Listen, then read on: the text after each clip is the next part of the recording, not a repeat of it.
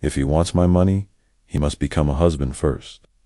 That single line in his father's will slapped Darius Carter harder than life ever had. Inside a towering office lined with dark wood and dusty law books, Darius sat frozen. His designer shades were off.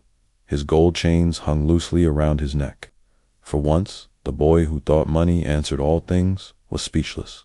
His mother, Gloria Cartera, sharp woman with skin smooth as polished bronze, and a wig that sat like a crown, forward, her voice cool as ice.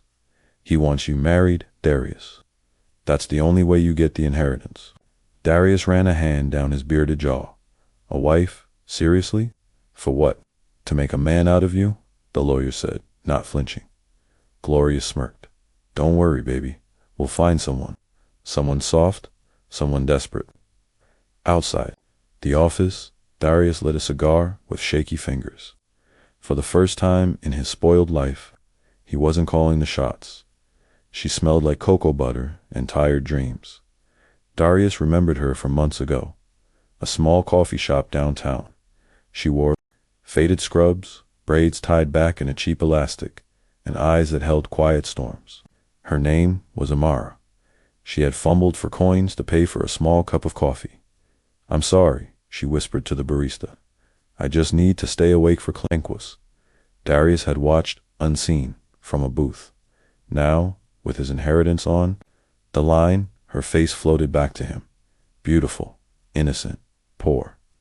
She's the one, he said to his mother. She's broke, kind, and just naive enough. Gloria raised a brow. Then what are you waiting for? Go fetch your bride. Darius didn't come to the cafe in gold chains. He came in a hoodie, jeans, and the fake smile of a man with a plan. Hey, he said casually one day, you dropped this. He handed her a pen she never dropped. That's how it started. Amara laughed shyly. Thanks, you're kind. Kind. That word stung.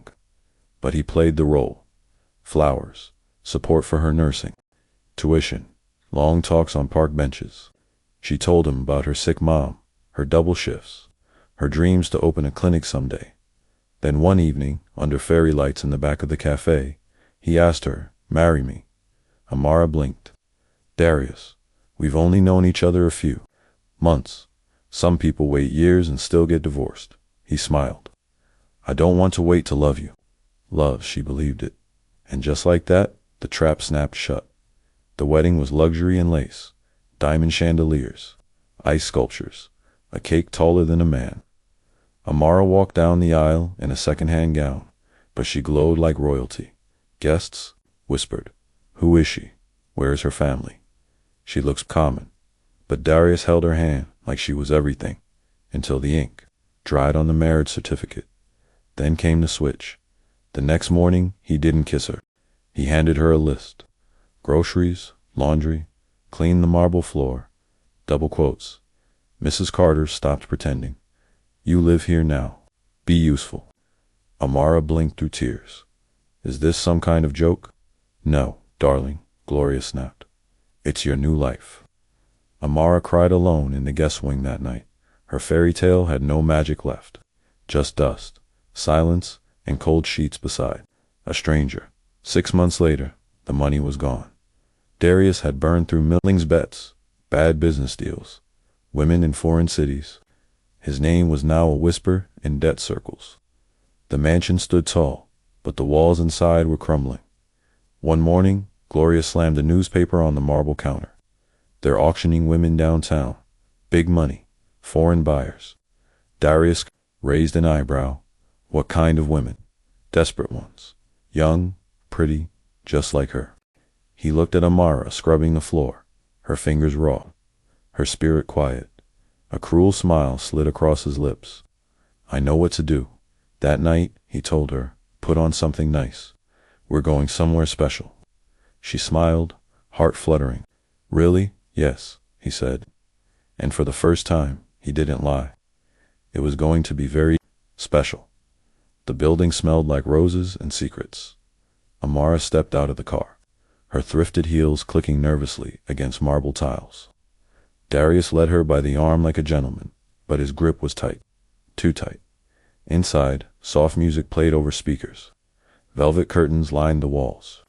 Dozens of women stood on raised platforms, wearing glittering gowns and fake smiles. A crowd of men whispered and raised number cards. It looked like a fashion show, until Amara saw the prices flashing on digital screens beneath each woman. Darius, what is this place? She asked, her voice barely above a whisper. He didn't answer. He handed her over to a coordinator, like she was luggage. They looked her up and down. This one's not ready. Wrong dress. Wrong makeup. Not polished enough. Darius clenched his jaw. She's fine. Sir, this auction sells excellence. She won't be accepted tonight. Rejected like a faulty product, Amara was escorted out the back door. She stood in the alleyway, confused and ashamed, until Darius stormed out behind her. What's going on? She asked, trembling. Nothing, he snapped. Just get in the car. But someone had been watching. An old man in a brown suit and dusty shoes, sitting quietly in the shadows. Darius lit a cigarette with shaking hands. This whole thing's a waste. The old man approached slowly. His voice was gentle, like rain on a tin roof. She, your wife. Want a buyer? Darius chuckled bitterly. I'll take anything. Give me 50 grand. The man tilted his head. What's she worth to you? 200,000? But she ain't fetching that. He laughed again. Give me whatever. I'll give you the full value, the man said firmly. But if I take her, she's gone. Forever. You don't get to come sniffing around later. Darius didn't even blink. Sold. The man nodded to his lawyer, who stepped forward and handed over a briefcase. Amara stood there, frozen, watching. The contract being signed like her soul was being erased. Wait, what is happening? She whispered. But Darius wouldn't meet her eyes. For the second time in her life, Amara was given away this time, like property. The old man didn't speak much on the drive home. Amara sat beside him in silence, her fists clenched in her lap. Tears rolled down her cheeks, not from fear, but humiliation. Why did you buy me? She finally asked, her voice cracking. You want a servant, a toy? The man turned. Surprised, no. I bought your freedom. She blinked. Freedom. I didn't buy you for me. I bought you for someone who deserves you. Someone who's been through his own darkness. They pulled up to a quiet, beautiful house on the edge of town. No cameras, no guards, just peace. Inside, she met Elijah. He stood in the hallway, tall and still, his brown skin glowing under the soft lights. His eyes were cloudy, his stare vacant, but his posture was proud. Dad, Elijah said. Is she here? I'm here, Amara answered, her voice shaking. I don't know why, but I'm here. Elijah's voice was calm, but powerful. You don't owe me anything, he said, standing by the kitchen doorway with his cane in hand. If you want to leave, the door's open. Amara looked at him. He wore a dark sweater, his dreadlocks pulled into a loose bun. She noticed how his fingers tapped lightly against the wall, always feeling his way.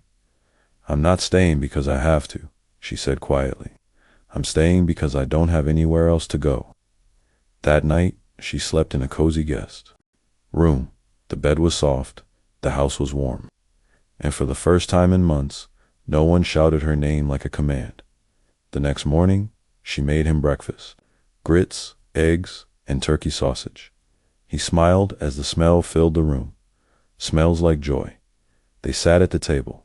He couldn't see her smile, but he could feel it. You cook this? He asked. Yes. He chewed slowly. You cook like someone who knows what pain tastes like. Amara blinked. You too. He nodded. I lost my sight in a fire. It took my restaurant, my vision, and nearly my will to live. They ate in silence. But their silence was comfortable. Two broken people, slowly starting to breathe again. Days passed. Amara cleaned, cooked, read books aloud to Elijah. Not out of duty, out of choice. He would laugh at her dramatic voices. You make every story sound like a movie. She helped him reorganize the kitchen. When he dropped a glass, she didn't sigh. She held his hand. We'll get better at this.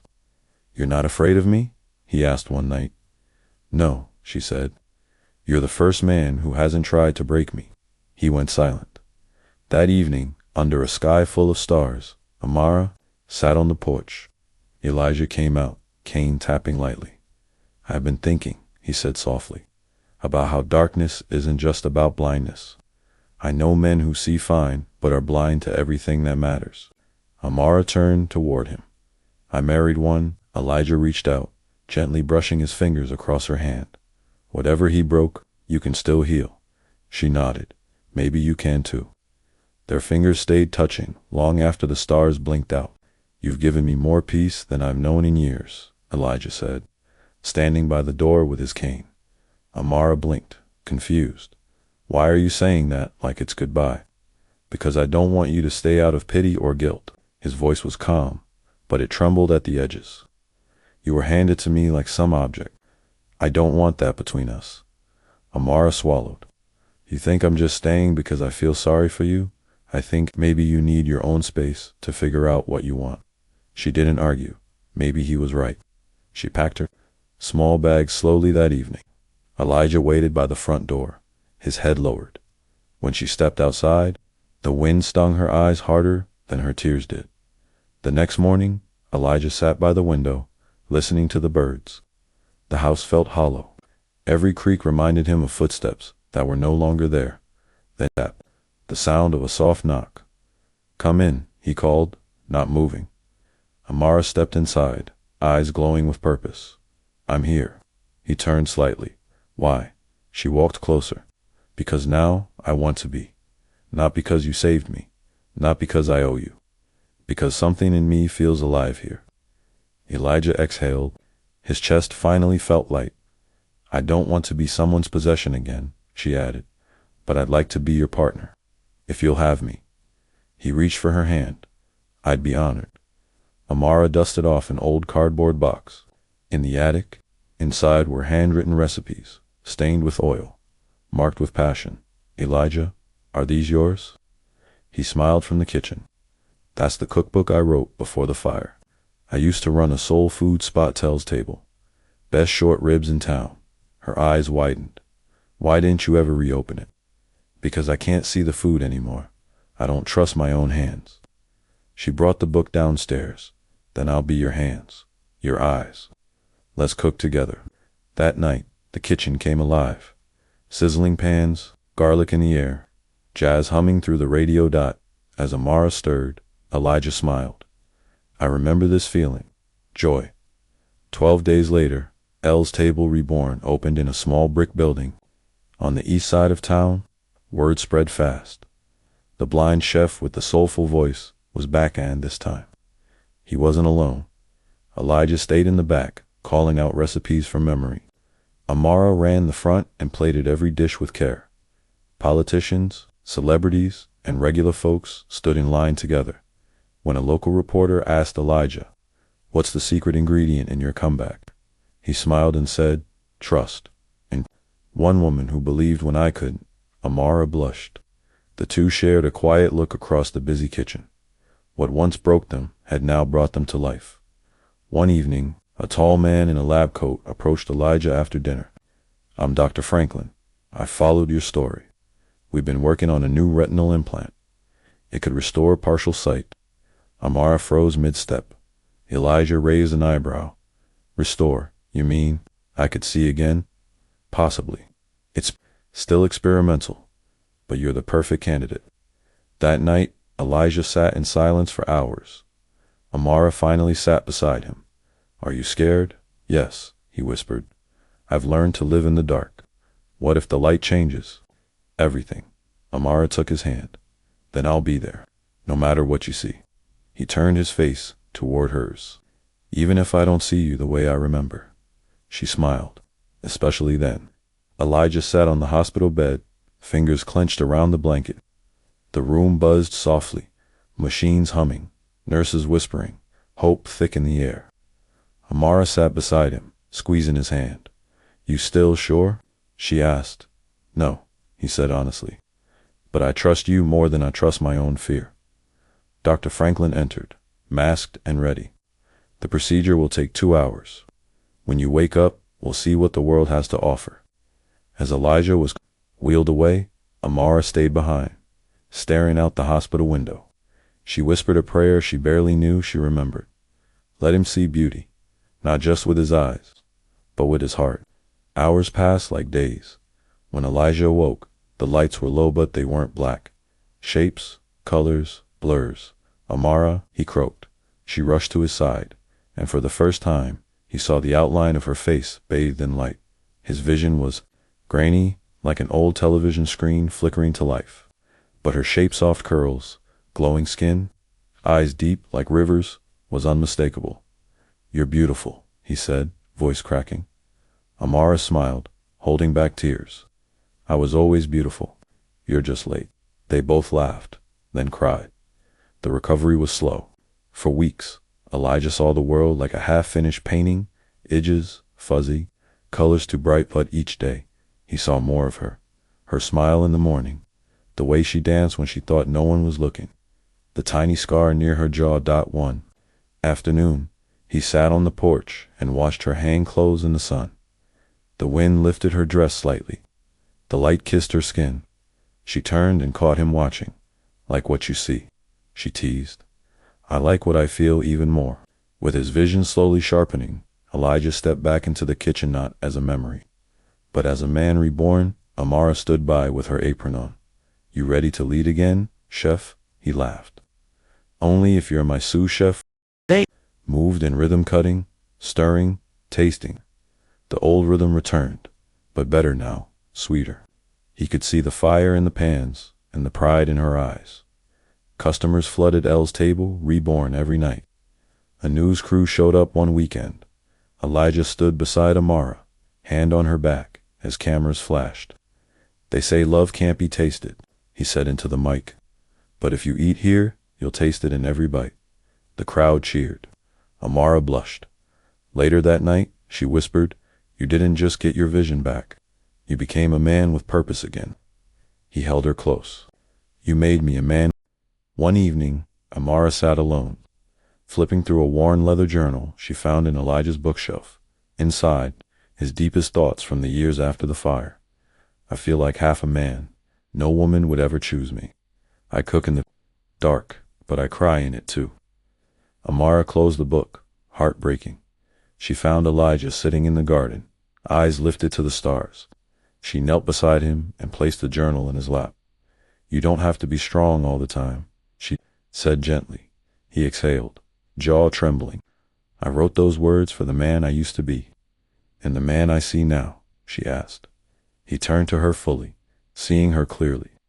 He was built by your love. Then he kissed her.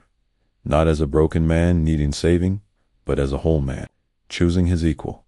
Elijah took her to the river where he first learned to swim. Years before, life scarred him. It was their day off. The sun was high, the water smooth like glass.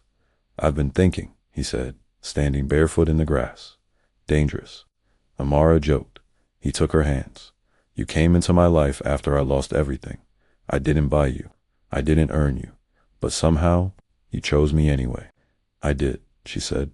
Voice soft, Elijah dropped to one knee. I can finally see, Amara, and what I see most clearly is that I want to spend the rest of my life choosing you back. Tears spilled down her cheeks as she whispered, yes, not because she was owned, not because she was rescued, but because this time she was loved. The ring was small, not flashy, no oversized diamonds or gold-plated ego. It was a smooth silver band, engraved with one word on the inside.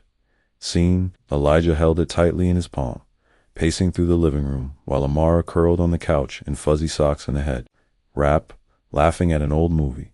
He walked up, gently took her hand, and knelt again, this time not as a performance, but as a promise.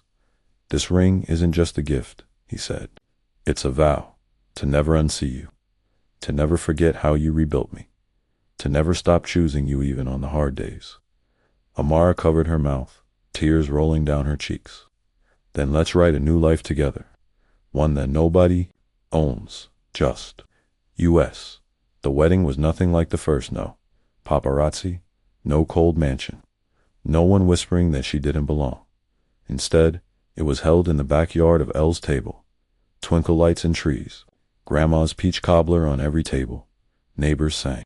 Kids danced. The food was fire. Amara wore a flowing white wrap dress. Elijah wore a simple cream linen suit. His eyes weren't perfect yet, but he could see her clearly enough. Their vows weren't written on paper. They came straight from the heart.